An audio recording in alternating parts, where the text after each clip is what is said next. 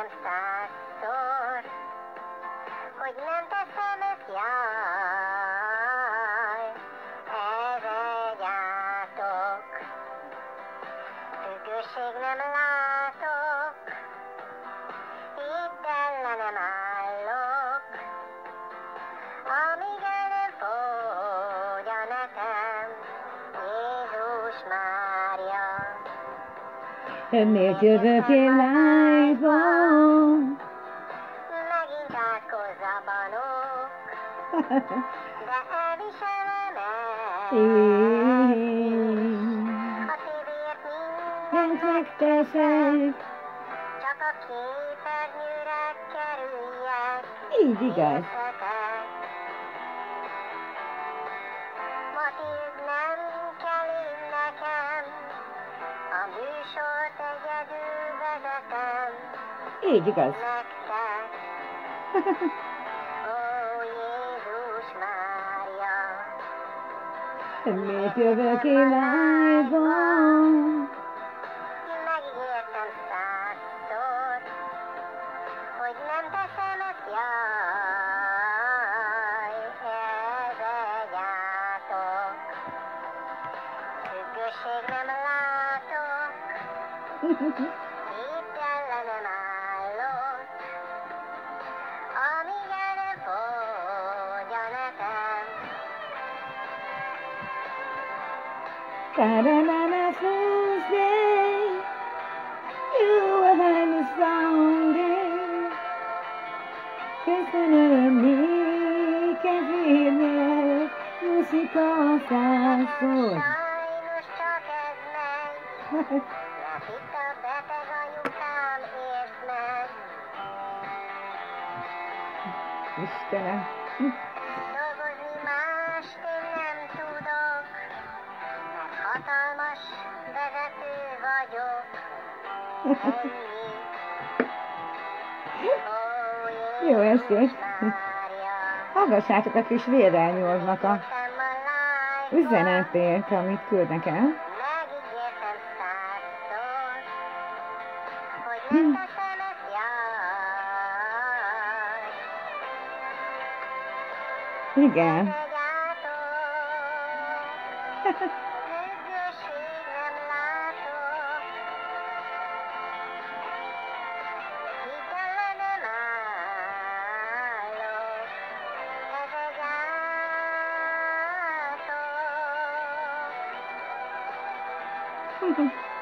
Függőség nem látok, csinálom, míg van nekem. Ezt csinálom. Nagyon érdi ez a vérelnyol, A karácsony titka a hagyomány. és puszilom őt, és hát igen, csak ő jót tesz, tehát az, hogy ő neki van egy ilyen YouTube csatornája, megdicsérném. Végül is már beszéltem vele, ismerem a hangját, és nagyon kellemes férfi hang, ami ugye a telefonban volt. Én azt mondom, hogy az ilyen nagyon is belefér, főleg most a Covid vírusnál, hát sajnos, hogy már vannak ismerőseim, akik már ugye beleestek ebbe a Covidba. Hát átvészelik gyengébben, hála jó Istennek, tehát semmi bajuk nincsen. Hát azon gondolkoztam el én is, hogy Istenem, most akkor ez most hogy van, miképpen, hát tudjuk, hogy nagyon félünk is tőle, de valahogy nagyon sokan úgy fogjátok fel, hogy dehogy, hát pedig ezt nagyon komolyan kell venni ezt a vírust, hiszen ha valakit elkap, és hogyha immunilag le van gyengülve, és különböző plusz hozzátársulnak még betegségeik, nem biztos, hogy ezt el tudják küzdeni. Jó estét kívánok, szeretettel mindenkit üdvözlök. Én az eredeti P. Violetta vagyok, persze van egy Ibolya Pikács oldalam is. Ez a kettő működik. Azt szeretném mondani, hogy nagyon sok bántódások vannak. Tehát álfacebookokat csinálnak az én nevemmel, a fotómmal. Áded. 2, hogy nagyon szemtelen ez a bimba oldal, ami kint van a YouTube-on. nagyon rondákat, csúnyákat tesz ki, különböző címeket ad, helyesírási hibákkal, mindennel ki a YouTube felé, nyomja a live-okat ki. Hát igen, Banók Lajos is kezdett egy oldalt, ő is ugye a Lakatos Ibolyáról kiteszi a live-okat, ez a Lakatos Ibolya, azt üzenem neked, hogy nagyon szégyeld magadat, nagyon, mert tényleg ez egy színészségbe belefér, az, hogy most tehetséged van arra, hogy igen, egy óriási nagy tehetség vagy, de az, hogy elmondtam már neked 100-szor, a Jóisten áldjon meg téged, hogy álfészbukokról irritálnak téged ellenem. Áld, hogy a Bibliát én nem forgatom, nem temetlek el. Én a Bibliát azért vettem elő, mert a Banók Lajos nagyon csúnya vádakat mondott rólam. Ugye? Tehát miért is? Mert a televízió az nem szeretné, hogy én kerüljek vissza, mint műsorvezetőként, hanem azt szeretné, hogy egy élettársa legyen, egy jó énekes legyen, és pluszban ő legyen még a műsorvezető is, tehát a Banók Lajos, az behajtaná magának az összes nőt, ha tehetné. Igen, tehát fiatal, csinos nőket keres műsorvezetőnek, de ahhoz még pluszban vele is kell lenni, beígéri a virágsztárságot felétek, stb. Nekem nem ígért ő semmit, nem ő tett engem műsorvezetővé, egyetlen egy alkalommal volt olyan, hogy nem jött el a műsorvezető, és ugye én levezettem a műsort, ez nagyon tetszett mindenkinek, majd felkeresett engem az amerikai hölgy, ahogy ő mondja, és ugye ő összejött K.O. Lacival, hát most már a felesége hivatalosan, üdvözöljük Heinig Beát, illetve K.O. Lacit, aki nem más, mint egy nagy trénerünk, mohácsi születésű, Budapestre került, majd ugye bekerült a boxbajnok csapatok közé, és hát magyar bajnokunk amúgy. Igen, tehát a Pap László fedezte fel, ő volt Mohácson, és ugye voltak ezek a válogatások, stb. És mondta neki, hogy akkor tessék és megkeresse őt, de hát ő véletlenül egy másik csapathoz ment, az nem baj, akkor is bajnok lett belőle, és egy tréner, aki szeret bulizni. Szia, drágám, jó estét kívánok! Varga Irénke. Nem tudom, hogy most ez hányadik álfészbukod, fogalmam nincs, hogy az igazi vagy pedig egy álfészbuk. Te is Jónás Lászlóné vagy. Nagyon érdekes ez az összefüggés a két név között. És hát üdvözlöm Irénkét is szeretettel itt a oldalon. Azt szeretném mondani, hogy minket is nagyon összeugrasztanak, de Irénkém, te is hibás vagy, mert egyszerűen azt csinálod, drága kis csillagom, hogy egyik pillanatban kibélkülsz velem, a másik pillanatodban meg már arra gondolsz, hogy üldözési mániád lesz velem szemben, mert hiszen ugye ti engem nem tudtok elfogadni, se te, se a Lakatos Ibolya, sem a Tina, hiszen a győztes műsorvezető én vagyok. Na, úgyhogy teljesen mindegy, hogy énekelek, teljesen mindegy, hogy én mit csinálok, tehát egy a lényege, hogy szórakoztató vagyok, a másik pedig az, hogy a mai napon a másik oldalról bejelölt egy hölgy, és ugye ő is kint van Németországban, nagyon-nagyon sokan vagytok, üdvözlök Németországban minden magyar emberkért, és ugye külföldön, ahol még vagytok, Svájc, Amerika, Los Angeles, New York, Matasos Peti, Budapesti Matasos Peti, hiszen ketten vagytok. Nem tudom, hogy ez hogy jött össze, ez a speciálba szállj velem a lelkemben dalok, és azt szeretném mondani, hogy Ibolya, te figyelj, te egy kicsit nem elszálltál magadtól, túl erőszakos vagy, túlságosan be akarod bizonyítani, hogy neked van igazad, nem neked van igazad, mert ha engem te megkerestél telefonon, elmondtam neked, nem szeretnék veled tárgyalni. Nem kötelességem, mert ugyanis én azt hittem, hogy te vagy a keresztgyerek, de mégsem, hála a mennyei jó atyának, de ha mégiscsak te vagy, akkor szólok hozzád egy pár szót, mint egy jó édesanyja helyett.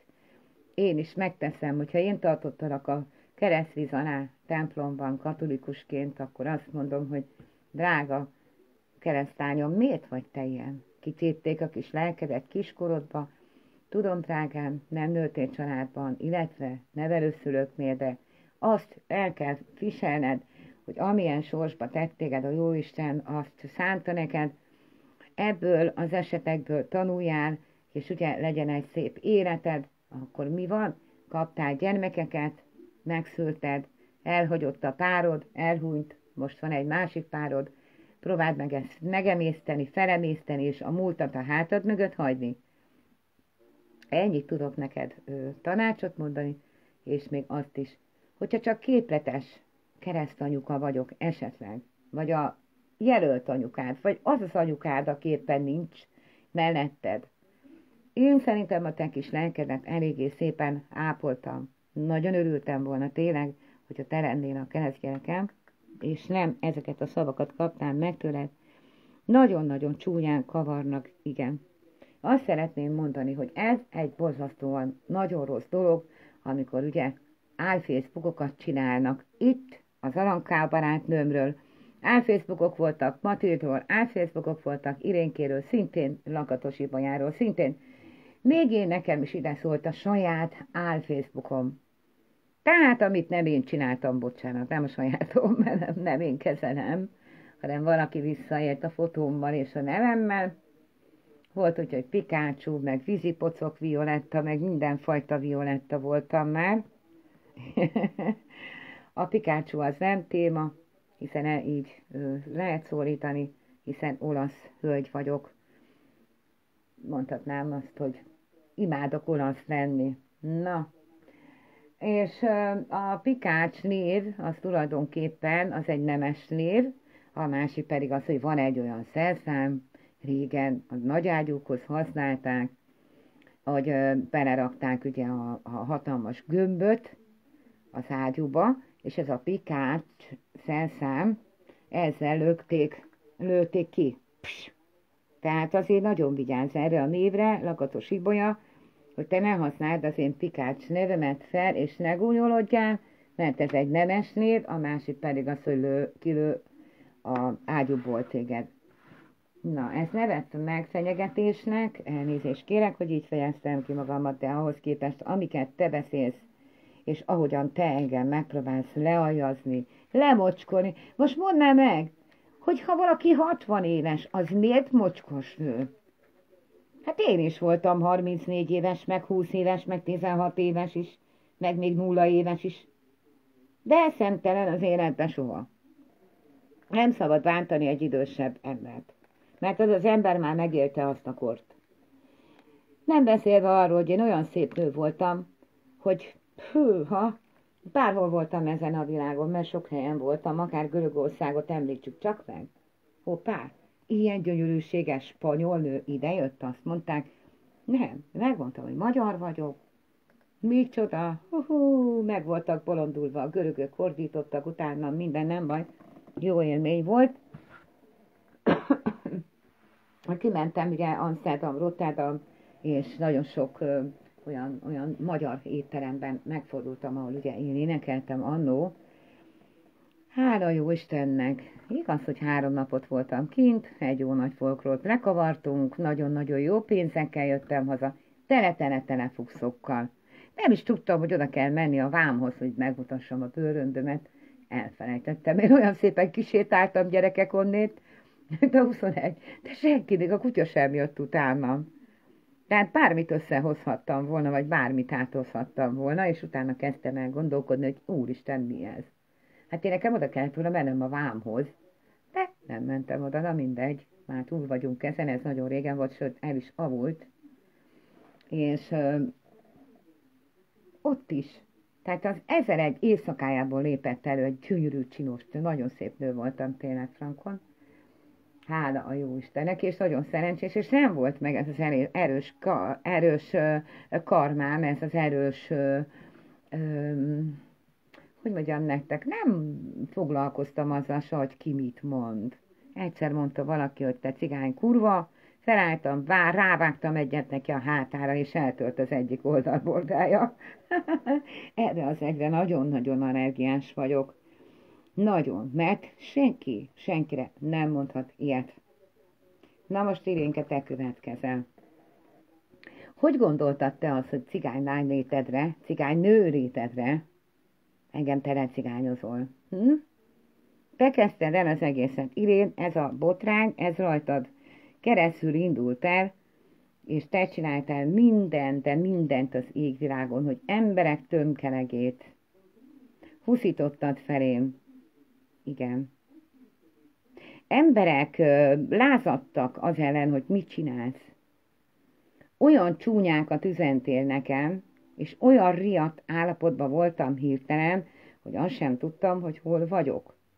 Ehhez társult ugye egy-két valaki, majd aztán a barátomnak akárkie, és stb.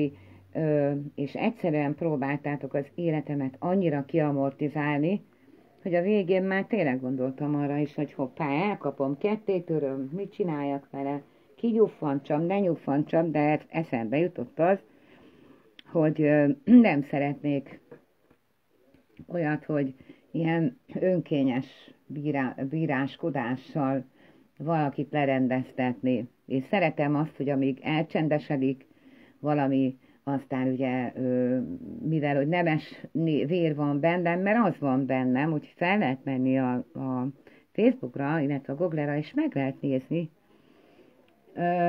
Tehát úgy is neveltek engem. Nekem az édesanyám az egy ártatlan galamb ként ment férhez apukámhoz. Mirtoszkoszorúba Szüzen megszülte a gyermekeit, jó, az egy dolog, hogy mit tudom én, eljött ez az idő, hogy ő külön vagyunk, apa ott van a másik húgomnál, ő pedig itt van nálam, ápoljuk.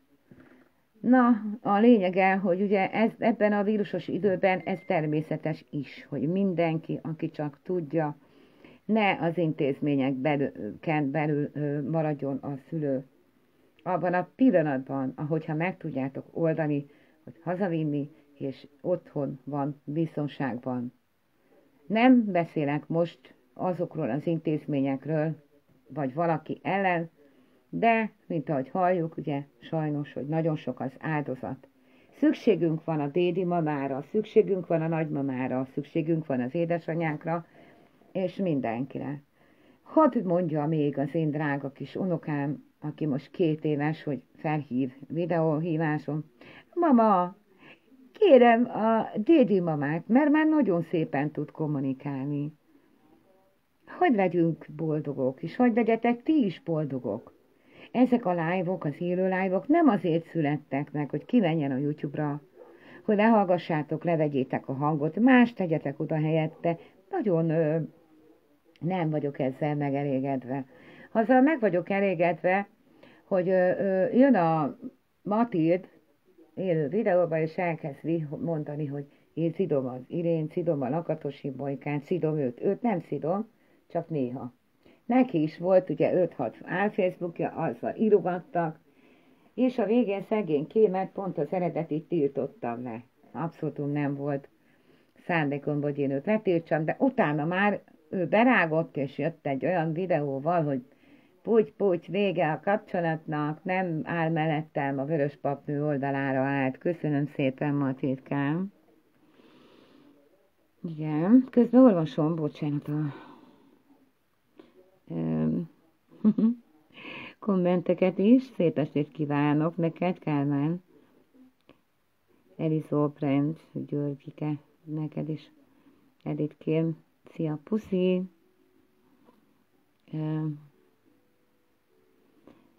Jó, Istenem.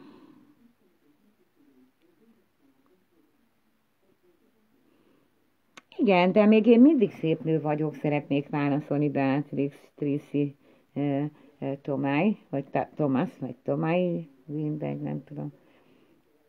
Igen. Hát még mindig jól nézek ki, nem mondtam azt, hogy én most levontam saját magamról, de azért lábam nyomába se jöhetett a 40 évével a Varga Irén, ahogy most ő kinéz, mert én még mindig nem nézek ki úgy. Tehát már 60 évesen azt mondom, hogy elfogadható egy kis pucak, kis túlhízás, nagy popó, nagy emlő, de ez mind megvan nálam, csak éppen már a nagy pocakom, hála jó Istennek, nincs, mert műtétem volt.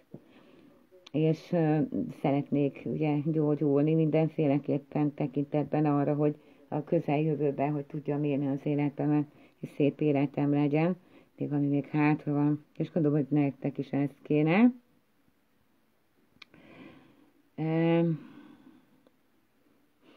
Igen, László Höffel. Szia! Puszikálnak, hát kitettek minket is. Te táncolsz nekem úgy, hogy gyere táncolj, cigánylány, emlékszel.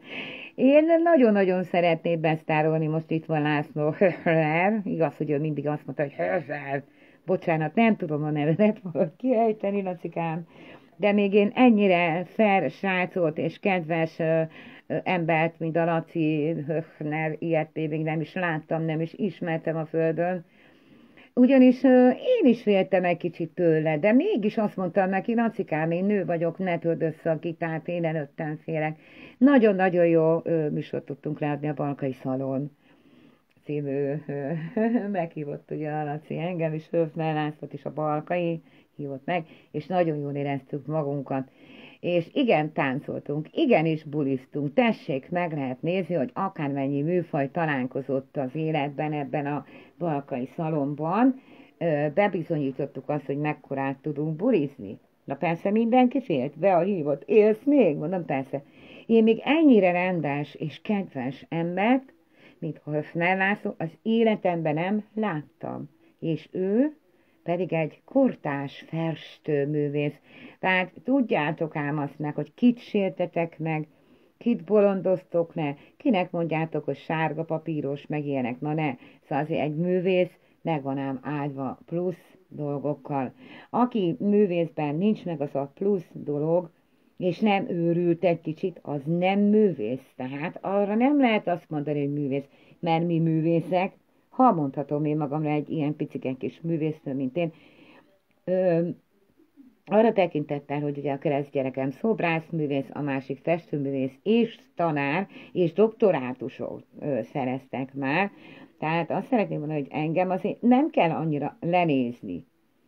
Nem tudom, kivel tévesztettetek össze, de viszont Höffner Lászlónak nagyon örülök, hogy itt van. Igen.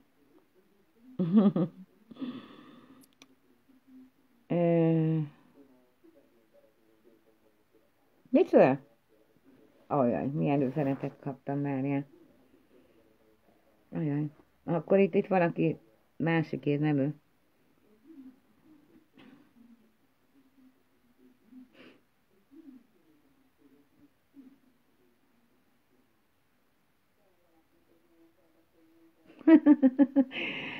Hát én neked nem adtam oda a testemet, nem tudom, hogy most honnét veszed azt, hogy nekem milyen, vagy ilyesmi van, de oda baszok nekik egyet, persze természetesen a segítségeddel, ha kérhetném a segítségedet, hogy a gitárt legközelebb ne az X-faktornál törd össze, drágám, hanem az ő hátukon. Köszönöm szépen. Na persze, ez se vett készpénznek, de lesz majd, akit mondok, hogy kivel kell majd szembeszállnod Péri Rettádért, mert hiszen Violetnek te neveztél, köszönöm szépen. Kedves vagy. Azért elképzeltelek én is, hogy vajon milyen lehet, ugye úgy szerelmi téren, mert neked gyönyörű szép alakod van, olyan jó alakod, ami tényleg azt minden férfi megirigyelhetné. Igen, és a csodálatos szép hajadat is. Na, és gyönyörű szép, tiszta vagy, ápolt, és igen, csak azt lehet mondani, hogy nagyon-nagyon normális, és nagyon-nagyon-nagyon kedves ember, köszönöm szépen. Ja, és az énekhangod isteni.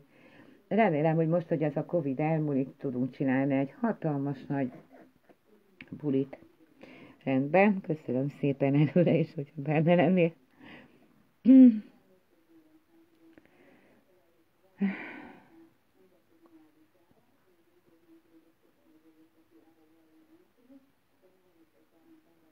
Így van még bennem, így van, nem fogok összeroppanni, köszönöm szépen.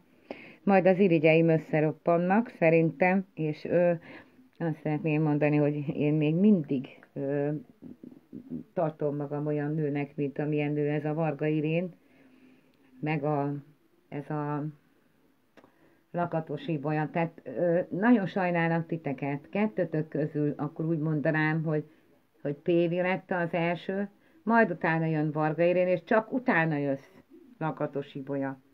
Mert te olyan vagy, mint egy nő, vagy férfi, vagy ilyen mutáns, és az a gusztustalan természeted, hogy te soha nem tudsz megbocsájtani senkinek, még akkor se, hogyha nem igaz. Akkor is ráfogod a büntényt mindenkire erőszakkal, és ez nem lesz ez így jó. Irénkében legalább megvan az a felség, hogy néha ide kotyog nekem az élő live-omban, és azt mondja, hogy bocsáss meg, és meg is véded, de te tőled, neked a lelkedben valami felgyulladt, és ég benne valami fekete láng, amit ki kéne cserélned egy fehér lángra, és azt mondom neked, hogy hajrá, hajrá, hajrá, gyere rá az igazságra, mert hiszen mindig valaki más bosszant én helyettem téged, és mivel, hogy most kezdted el még csak a művészséget, még neked még be kell rázódnod ebbe a művészvilágba, és a kritikákat mindent el kell tudni viselni, ugyanúgy, mint én is elviselek sok mindent. Rendben. De igen, de nem is tudom nézni az élő live-ba, itt van, akik irritálják. Drágám, azért nézed most a plafont, mert a pofalemezen most nincs kifestve, nem vagyok megfésülködve. Úgy nézek ki, mint egy eredeti boszorkány. Majd talán már hónap után befestem a hajamat, aztán kikerázom magamat, és akkor már megint jövök live-ba. Remélem, hogy nyugodtan és normálisan meg tudom csinálni már a live-okat, mindenélkül, hogy valakik nagyon rondákat írnának ide nekem. Elróltak engem mindenféle alkesznek, mindenféle szemétnek, mindennek az égvilágon.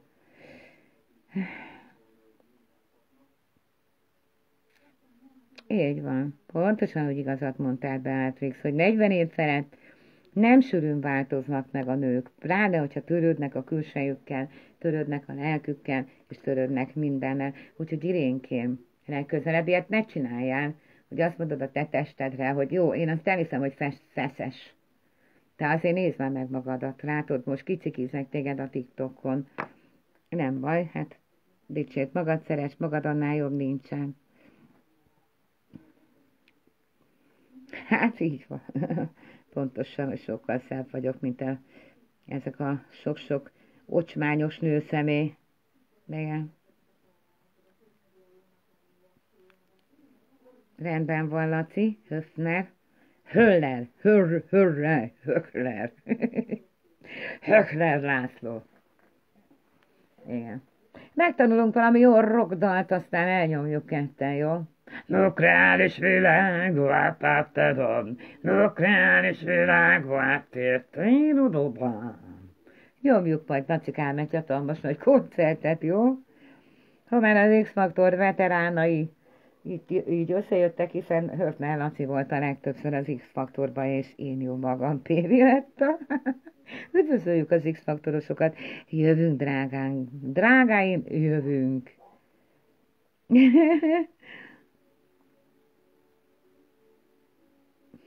Így van. Köszönöm szépen, Laci. Na, szóval nincs itt semmi baj, csak egy kicsit eltévedtek ezek a lányok, és ehhez ugye párosult még az is, hogy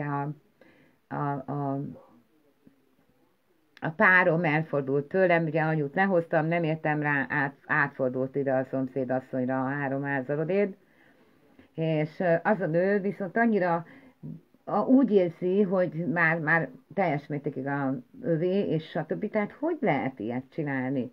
Mert hogy egy volt nőt nem bántunk, de az a volt nő esetleg leszíthatja a mostanit. Pláne úgy, hogy tudja nagyon jól, hogy itt lakik.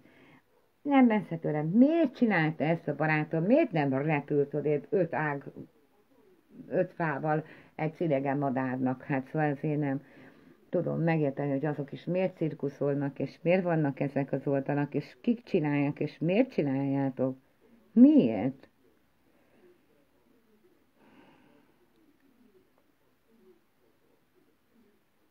Dehogy ő előttem nem tört össze gitárt, ő nagyon rendes volt, lezártuk ugye a műsort, én kimentem, és utána ő összetörte, és akkor úgy lehetett látni benne, úgyhogy megoldottuk, úgyhogy összevágták ezt a részt. és hát mondtam neki, Lacikám, ez nem jó, hát egy nő megijed. Úgyhogy ő meg is értette ezt, egy nagyon kedves, nagyon rendes ember, és azt mondom, hogy érdemes lenne több és több buliba őt meghívni, és nem kéne vele szemtelenkedni, mert hiszen ő nem szemtelen ember, és hogyha ő neki megadják a tiszteletet, akkor ő 100-szor visszaadja a tiszteletet mindenkinek, tehát mindenkinek így kéne, hogy viselkedjen vele, mint ahogy én viselkedtem vele, illetve a Balkai Laci, és ő egy nagyon tisztelettudó emberke, tehát nem rossz ember ő, ezt üzenem mindenkinek, hiszen az ilyen embert is tisztelni kell és szeretni kell, hogyha bármilyen őrült művész is.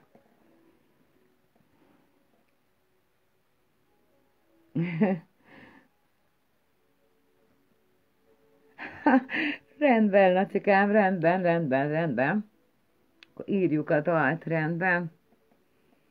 Valamilyen jó dalt kellene összehozni, és beindulni ezzel a bulival.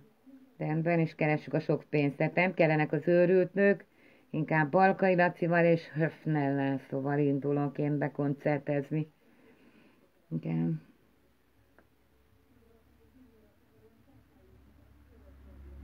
Így van. Ez a fellépési performance, ugye a Laci Höfner. Így van, ő ilyen. Én pedig olyan vagyok, amilyen. Ugye a televíziónál magánéletemben más vagyok. Ha harcolnom kell a becsületemért, akkor meg megharcolok, úgyhogy nem fogom engedni magamat a sárba tiporni.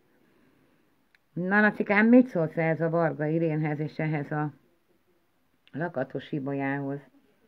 A Banók Lajosnak a szarkeveréséhez, az Átkaihoz, ilyenekhez, és hogy ennyire támadnak engem, drágám. Remélem, hogy ne csörögtök idáig fentről, Pestről egy kicsikét, majd aztán bulizunk egy kicsit. Rendben.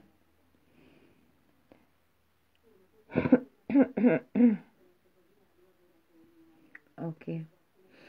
Jól van, Lacikám, akkor nagyon örülök neked, hogy itt vagy a live-om alatt. 3 hónapja csak szenvedek, mert rakják ki, van valami bimba professzornő, vagy bimba sima. Van egy P-Diretta oldal, amit nem én csinálok. Van egy Mateszos Peti oldal, amit szintén nem én csinálok. És van egy Vörös Papnő oldal, amit nem én csinálok, tehát. És akkor van az a Mateszos Peti, aki New Yorkban van, az össze-vissza jellemez engem, hogy nekem ez a tünetem, az a tünetem, tehát 6 tünetet sorolt fel, pszichiátriai tünetet, ami már azt jelenteni, hogy már nagyon-nagyon-nagyon felborult volna az egyensúlyom, de hát azért nem éppen.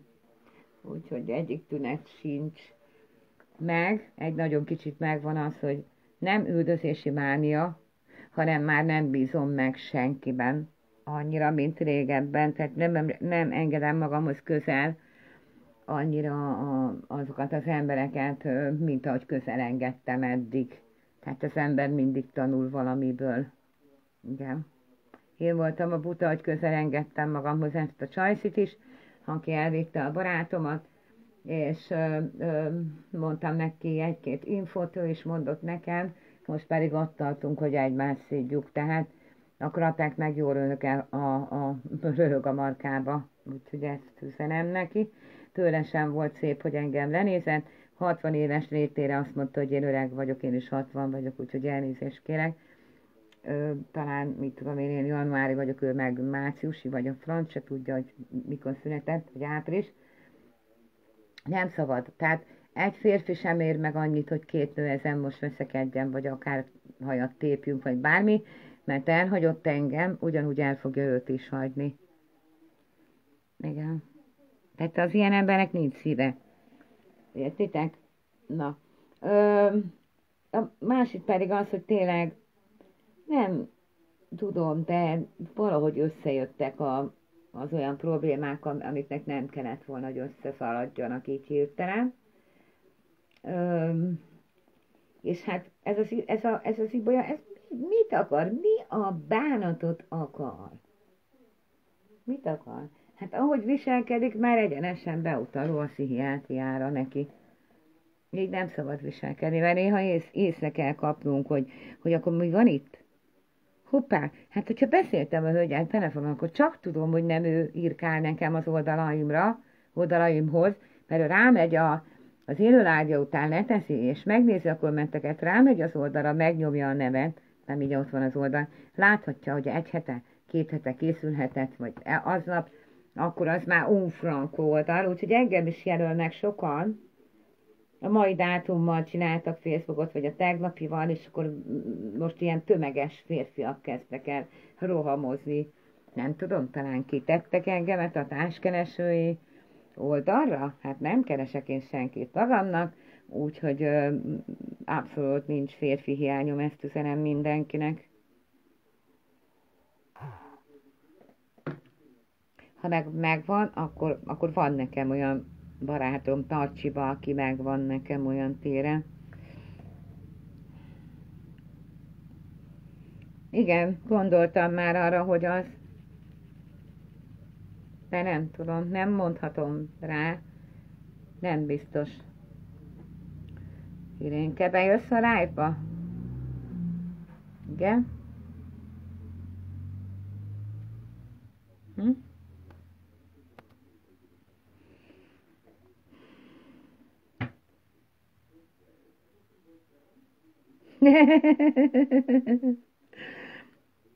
Hát igen, őt is feltehetik oda, persze.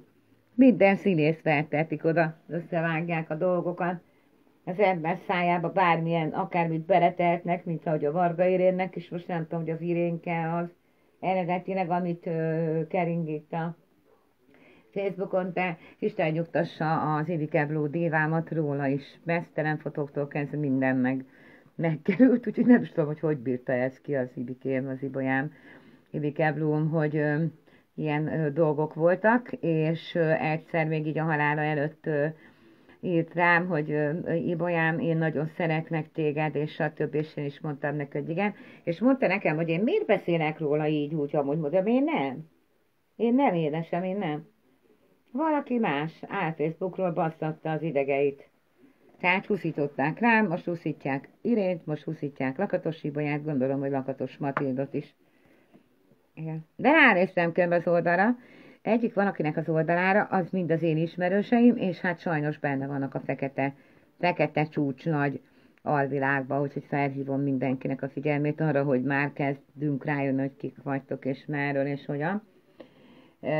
Mert ugye a bűnözi nyomozók, ők nem mondhatnak el nekem semmit sem erről a nyomozati szakról, de nem sokára le lesznek szedve, leállítva ezek a YouTube csatornák.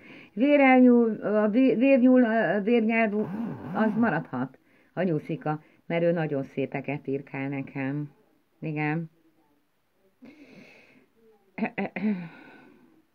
Bárki lehet ott, gyerekek, bárki lehet ott. Igen, közben én azt mondom, hogy kaptam egy régi ismerősömtől. Várjatok egy üzenetet. Jól vagyok, köszönöm szépen, Gábor. Igen, most megkérdezte, hogy vagyok. Ez egy nagyon kedves, jó barátom, és lehet, hogy ő lesz nekem a párom. Ő udvarolt nekem, és igen, nagyon szeretem én is őt. Figyelj, single lettem, úgyhogy kezdhetünk együtt egy új életet. Putnak Izabella most bekéreckedett a szélről live-ba, hozzáadás. Szeretettel üdv. Várjuk a live-ba Izabellát. Nyuszika nagyon aranyos, igen, nagyon aranyos. Nagyon kedves, és ugye én ezt énekeltem. Fáj a szívem úgy, ahogy soha régen, és ugye erre a dolra megírta nekem ezt a csodálatos live zenét. Igen, nagyon aranyos és nagyon kedves. Ha gondoljátok, akkor beteszem megint. Rendben, vagy mármint rendben. Szia! Mi újság, hogy vagy? Üdvözöllek, jól vagyok, attól függetlenül, hát amik történnek. Jaj, ne Üdvözöllek. foglalkozzál már senkivel, hát nem szabad. Nem szabad a szívedre venni a dolgokat. Tudom, igen. De Tudod, azt azért azt csak mondják, a hogy szívemre vettem, hogy a barátom elhagyott, és annak a nője pedig piszkálódik. figyelj csak ide szívem, szerintem, hogyha most lehet, hogy neked fáj a barátod, de szerintem ő sem ír annyit, hogy te idegeskedj miatta. Valószínű, hogy nem ő volt az igazi. Igen, Nem szabad velük foglalkozni, hidd el nekem. rendben van, köszönöm szépen. Tudod, azt mondják, hogy okos enged, és akkor tudod, hogy van a tovább. Igen, igen. Na, ne idegeskedj. Szabás ember. Én engedtem, és el is engedtem, és nem is foglalkozom vele. Örülök, hogy egy kicsit tovább lépett, de Azért hogy pont, csinálják egyébként ezt egyébként, hogy téged hergeljenek. És hogyha nem leszel rá vevő, onnantól kezdve békén fognak téged hagyni. De igen. addig, ameddig vevő vagy rá, addig ugyanezt fogják csinálni. Igen, de nézd meg ennek a Lakatos Ibolyának a szörnyű átkos videóit. Hát, de az egy beteg nő, az egy beteg nő. Egy alkoholista, egy pszichiátriai eset. Azon csodálkozom még, hogy nem vették kezelés alá. Meg az a szegény gyerek is még ott van velük. Hát tiszta kosz az a gyerek, a füstbe van, a koszosságba. Az egy dolog, hogy megveszi neki az édességet, főtt kaját, az a gyerek mikor látott, vagy gyümölcsöt. Igen. Szégyelje el. Hajnali fél kettőkor is jön adásba, hajnali ötkor is ki van akadva, és ordibál, és énekel, és engem betesz, hogy énekelek, és lenéz engem. Hát én nekem egy gyenge, lágy hangom van. Így van, te egy művésznő vagy, ő meg egy pszichiátriai eset. Így van. És mindenféleképpen ő majd megmutassa nekünk, hogy ő mekkora énekes lesz. Hát ezt nem így kell Jaj, hát megoldani. ő egy bohóc a cirkuszba. Most figyelj csak ide, Hát ő rosszabb, mint egy bohóc, mert ez már nem bohócság, ez már nagyon aljas tevékenység, amit ő folytat ellenem. igen, ebben teljes mértékben igazat adok neked egyébként. Csak remélem, hogy ezt a gyereket elveszi tőle a gyámhatóság, mert ez nem igaz, hogy tényleg így viselkedik. Hát ez nem anya, ez egy rossz, alkoholista, bolond, fogyatékos, koszos, semmi nőiesség nincs benne, ő elhiszi, hogy neki van a hangja. Hát hol van a hangja? Hát 2 méter alatt van a hangja. Max. Lent a temetőben. Igen. Mindenkit átkoz, mindenkit temet, szertartásokat csinál. Hát ez nem normális. Hát Egy ez bolond ez a nő, és egy eléggé veszélyes bolond állat, és már párját is ugyanúgy szugerálta, és szerintem az is már úgy fogja fel, hogy teljes mértékig ki van borulva idegileg. Csak tudod, hogy egyébként mit nem értek? Mai napig, Hm? hogy azt a gyereket miért nem vette már el idáig a gyámhatóság? Mivel az a gyerek veszélyeztetett. A körülmények nincsenek meg. Azért, mert most megveszi neki a chipset, meg a csokoládét. Az semmi a gyereknek. Eleve a higiénia nincsen meg.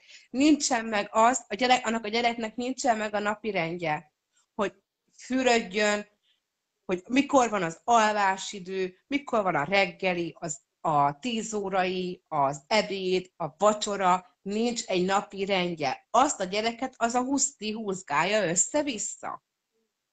Igen.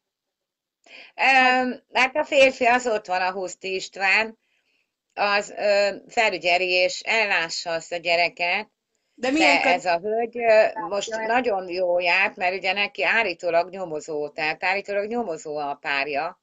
Dehogy Nyomozó volt. De hülye akkor az. ő milyen nyomozó, hogy nem tudja kinyomozni azt, hogy nem én írkálok oda?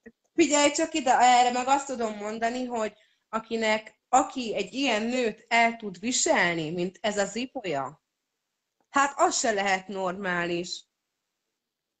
Hát Akkor mi egy persze, igen. nyomozó? Akkor most mi egy nyomozóról beszélünk. Hát az nulla nyomozó. Nem Ez is tudom, csak és egy... akkor még ráadásul olyanokat mond rólam ez az Ivaja, hogy én drogozok. Hát a régi ilyen nők, mint én vagyok, mi nem szoktunk ilyet csinálni. De most Miért figyelj már ide, csinálnám? most Nekem akkor is jó kedvem van, hogyha csak egy kávét iszom. figyelj csak ide, őszinte leszek hozzá. Aki az ő szavának hisz, meg felstuffolja magát, az is megérdemli. Mert egy ilyen nőnek nem adok a szavára, rólam bármit mondhatna, hát kinevettem, figyelmen kívül hagyom. Hát ez egy fogyatékos nő. Nincsen ember számba véve ez a nő Jaj, számomra. Lacike, fel, Laci. Ajánlom nektek tényleg, hogy nézzétek meg a Balkai Szalon P. Violettet, ez a Budapest Televízió oldalán van, és nagyon-nagyon sokat fogtok rajta nevetni. Pláne most, hogy ugye nincs színház, nem tudok menni sehová, de ezek a műsorok, ezek tényleg nagyon jók. És ugye ott van az enyém is, a P. Violettek Állaci. Tehát most aztán tényleg nagyon sokat tudtok nevetni és gyógyulni Hát ezeken a ez egy műsorokon. fogyatékos. Na jól van, drágám, most nekem mennem kell, mert lassan indulok munkába, úgyhogy Igen. kitartást kívánok, és ne vedd fel ennek a fogyatékosnak amit Rendben. mond. Mert ez Rendben. És hol dolgozol, kicsim? én a Bosban dolgozom. Hol? Bosban. Az mi? Hát ez Miskolcon van, ez egy hatalmas nagy gyárüzem. Igen? Jaj, Mhm. üdvözlöm a miskolciakat. Köszönjük szépen! Puszilom őket, és ott sátoralja Újheltől kezdve mindenkit, tehát ott lent ózdiak és ilyesmik. És vigyázzatok magatokra, sok-sok a beteg nálatok is. Hát igen, sajnos, nagyon sok, nagyon-nagyon-nagyon sok. Jó, nagyon vigyázzatok magatokra, mert most a 40 év körülieket támadja, Igen, 40-50. igen, igen, igen. Igen, meg a Na, fiatalokat. igen, sajnos. Na, nagyon vigyázz magadra, mindenkit puszilok. Szia, szia! Szia, drágám, kellemes szép estét és éjszakát kívánok, és jó munkát, és köszönöm Köszönöm szépen. szépen, Szia, viszont puszilak. kívánom. Sziasztok! Szia. Pesti Hédus, szia, üdvözöllek. Igen, szeretném a szemébe mondani. Te nem az ismerősöm. Nem hív fel telefonon. Engem letiltott a Facebookról, mind a kettőről. A Huszti István telefonjáról is letiltott, és a sajátjáról is. Tehát nem is tudok neki mondani semmit, csak így, hogy üzenetbe elmondanám, hogy nem én irritálom, nem én bántom, én nem akarok rosszat. Most a hölgy, amit elmondott, erre én nem tudtam mit hirtelen mondani, csak annyit igen, hogy ott van Huszti István, aki törődik ezzel a gyermekkel, ebben azért ne bonyolódjunk bele, hogy az édesanyának milyen a természete, és hogy akar engem megölni, és hogy akar engem kinyírni, és hogy átkoz engem el, egy olyan fals információért, mint amit ő kapott. Tehát itt hibásak azok a álfészbukosok, akik az én fotómmal és nevemmel visszaéltek. Nem én vagyok a hibás, az eredeti P. Viletta. Miért szégyelje magát Varga Irén a Pesti Hildus? Miért? Hm? Na, ne kommentelj, légy szíves, mert úgyis tudom, hogy nem te vagy, hanem az álfacebookod Irénke. Tehát Varga Irénnek az egyik álfacebookos fotója neve itt van, tehát ő nem az eredeti Varga Irénke, mert a Varga Irénke ilyet nem írt volna le. Na, azért annyira ismerem az Irénnek a lelkületét, a világát, hogy ő általában kedves, általában rendes, csak amikor kiborul, úgy, mint én, akkor aztán ordít, mint a 21.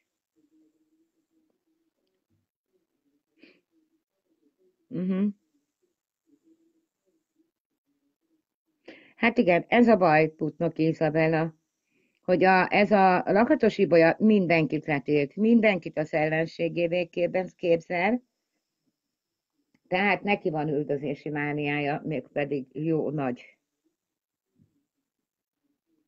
Igen, Banok Lajos adta a lálóvat, és Banok Lajos nagyon csúnya vádakkal illetett meg engem. Pláne Lakatos Ibolya. Hú, nagyon. Hát én felvállalom magamat, és semmi gond nincs.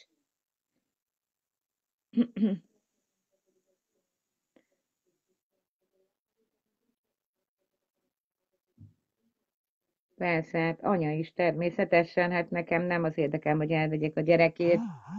Isten ments, mert egy gyereknek az édesanyja mellett van a helye. Csak az Ibolya abba hagyhatná ezt az élő live-okat, és törődhetne egy kicsit a kisgyermekével. Néha, és nem kell naponta 50 cent live-ba jönni, még éjszaka is, hát hiszen akkor mikor alszik. Értem, Irenkém. Értem. Értem.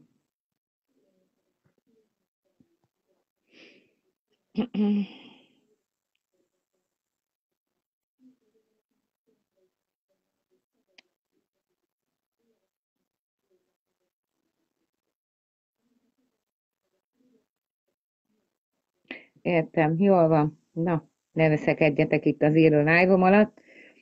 Nyugodjatok meg, koncentráljatok az egészségetekre, meg arra, hogy gyógyuljon a világ, és inkább minden egyes ilyen éneklő pacsirtát arra kérek, hogy kedves legyen és aranyos, és ne okozzon fájdalmakat az embereknek, magának sem. Úgyhogy fejezzük be ezt a csatavitát, mert ez hülyeség. Itt még a végén tényleg áldozatok lesznek a végén ártatlanul. Na most képzeljétek el. Na, ártatlanul. Nem szabad ezt csinálni. Jó? Fejezzétek be. Köszönöm szépen.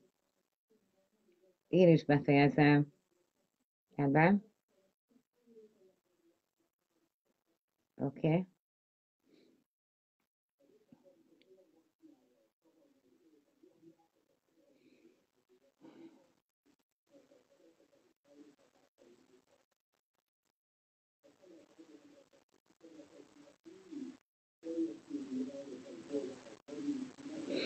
Na.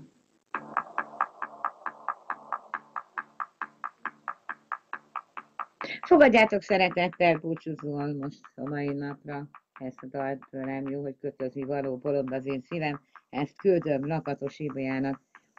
Kötözni való bolond az én szívem, a sugja folyton visszajöttem még, nem lehet igaz bár, hogy minden véget ért, és ami szép volt, te meguntad már azt rég, ne kötözni való bolond az én szívem, titokban most is élteti a remény, hiába mondom, de nem hiszi el mégsem,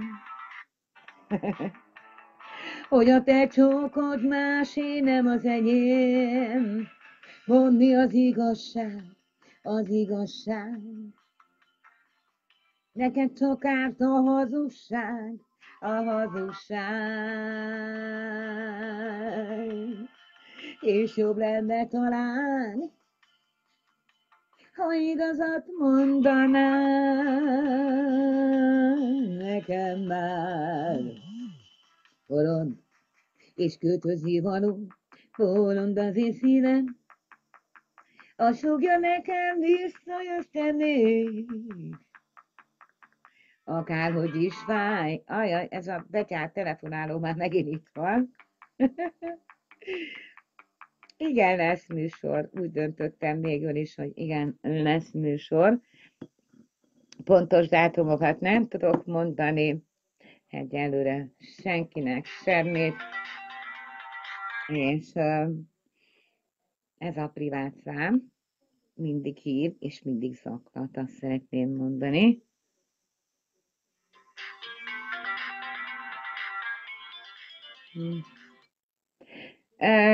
Viszontlátásra és viszonthallásra.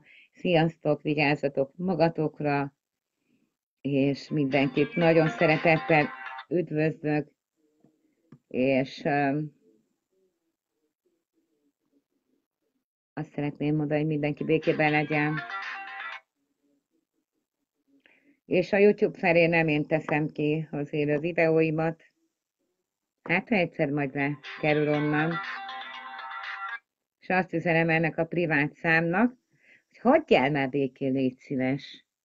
Köszönöm szépen, ne hívogassál engem. Rendben?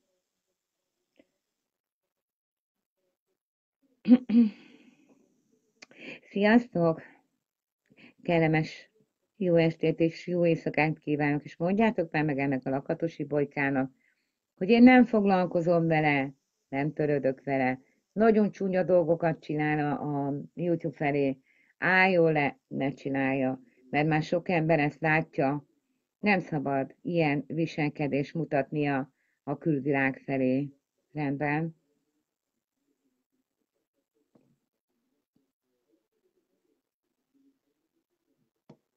Sziasztok, puszim mindenkinek!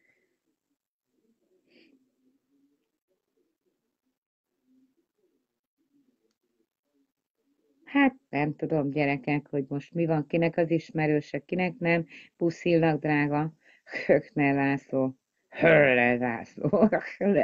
Istenem. Jó van. Tehát egy hatalmas nagy kortárs művészünk itt volt velünk ebben az élő live-ban, és köszönöm szépen a rengeteg producert, és köszönöm szépen a rengeteg szövegírót és filmproducereket is, és ugye a könyveket is írjátok. Köszönöm szépen előre, és sziasztok! Mindenkinek nagyon-nagyon jó egészséget kívánok!